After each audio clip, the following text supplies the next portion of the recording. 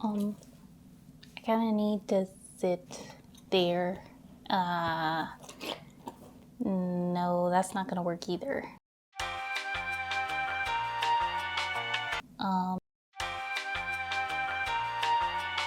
The peeps want to hear me teach, and I don't think you're gonna teach. Okay, so I think I adjusted it enough where you can see me and her at the same time because she's not moving. So you get her and me bonus this week. Anyway, what's up y'all? Welcome back to the series. Today we're going to be talking about gradient washes and how you can paint the perfect one for yourself. Why are you mopey? You get to sit on the chair. I don't understand. Anyway, it's normal for a human to sit on the floor and the dog sits on the chair, right? Never mind, don't answer that. Go ahead and roll the intro.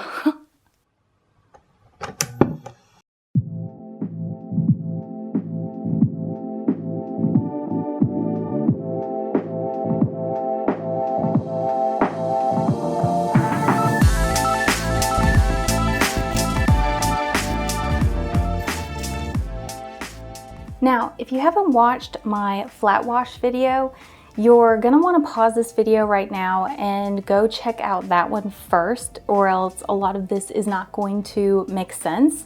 So I will link that either here or wherever that dang card is.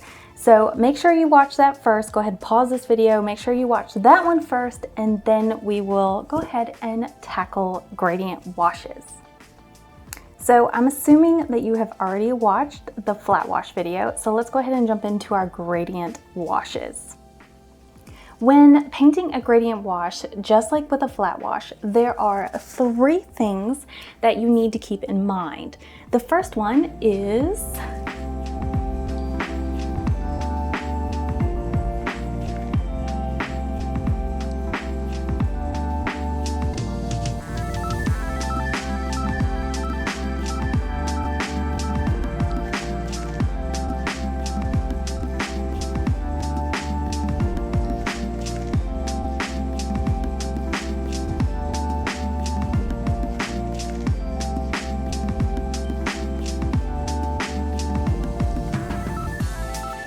Anyway, the only real difference between a flat wash and a gradient wash is the last and most important element.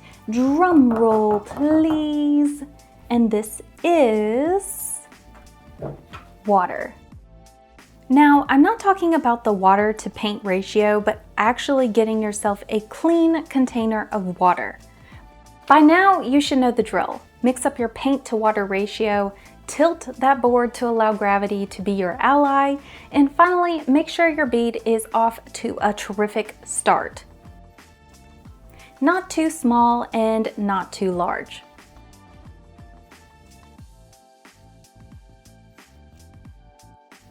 Now, here is where the whole dynamic changes on us. This time, dip your brush in the clean water and add it just above the bead, mixing the water into the already laid down paint, and then pushing that bead downward. Go ahead and continue doing this down the page. Paint a section and then add your water just above, paint another section and then add your water just above, over and over again until you reach the bottom of your page. Now, finally, you're going to have a large bead of water and paint mixture at the very bottom of your gradient, and we definitely need to clean that up, or else you're going to get this strange watery mixture texture at the very bottom, which we don't want. So the easy way to do this is just take a clean brush, and it's going to be completely dry, and hover it just over that little bead and soak up the excess water at the very bottom of your wash.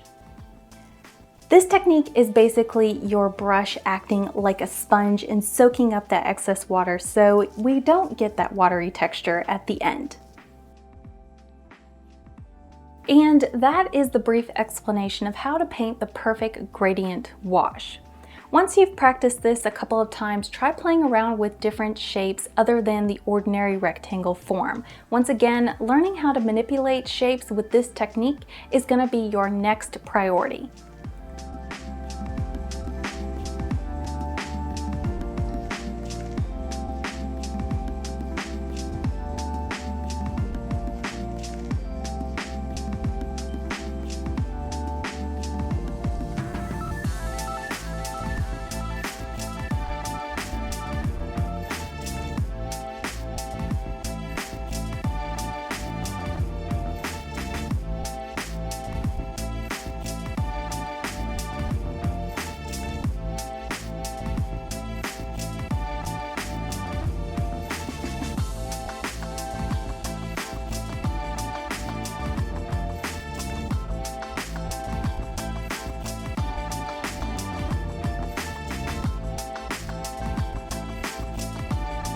And that is all for this lesson. If you want to keep up with me and learn more about watercolor or even my upcoming watercolor poppy course, make sure to sign up for the newsletter. The link is provided down below.